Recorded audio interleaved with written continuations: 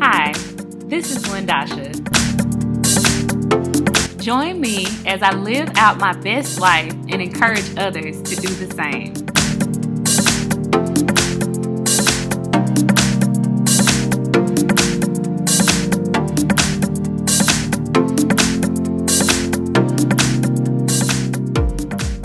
So hi guys, it's me Lindasha again, and I just wanted to thank you guys for chiming into my last video. Anyone who hasn't seen it, you can go to my Facebook page and look at the video that I did about becoming a woman who attracts success. So I just wanted to say thank you guys for just chiming in and giving me your input about these different topics. And of course, you guys have a wealth of information about these same topics, so feel free to comment as you would like. So today's video is going to be about fear.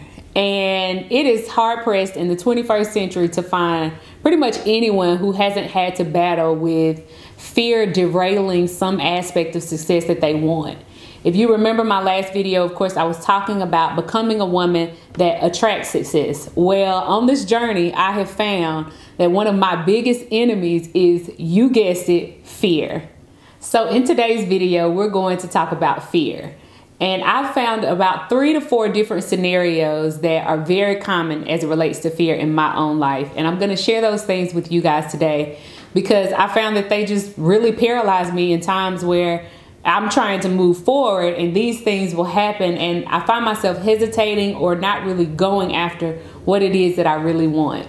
So the first situation is, I'm fearing something and it never happens. You'll get yourself all worked up over something occurring and at the end of the day, it never materializes. So you just wasted all of this energy giving fear power that it really never had in the first place. The second scenario is when I fear and what actually happened is better than whatever I was anticipating in the first place.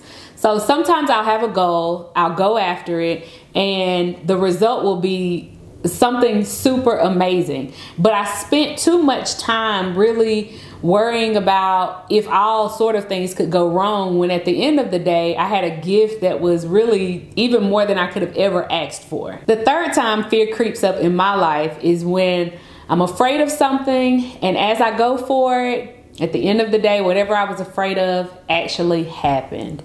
In those times, you know, you're really disappointed. There's a part of you though that can really sort of deal with it. Maybe you had in your mind different strategies that, you know, you do if this happened, or you're anticipating some obstacles on this end. So you go ahead and prep for it. And while it may be disappointing, it doesn't really debilitate you, but it is something that can keep you from trying again or even believing that you should continue to go after what it is that you wanted in the first place. So the fourth time fear creeps up into my life is whenever I feel the fear, I decide I'm going to go for it anyway. And at the end of the day, whatever happens is devastating. It's worse than whatever I feared. I didn't even know the situation could get that bad. You know, in those times, I found that it's taken me personally the longest to overcome those deep setbacks. I spend time really wondering, you know, Lindasha, is this what you even really want? You know, did you go after something that was really rooted in your ego or your pride? You know, what are the lessons that you're supposed to learn? And no matter who you are, it can really affect your confidence.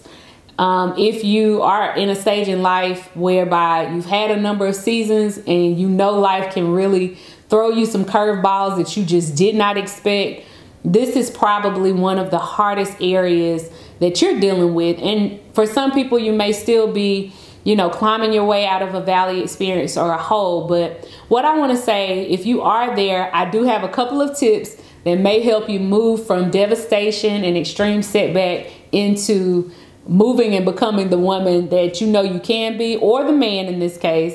It's not just for women, but becoming the person that you know you can be in spite of a setback. Tip number 1, take small steps. So I typically like to bite off more than I can chew. I think it's the overachiever in me.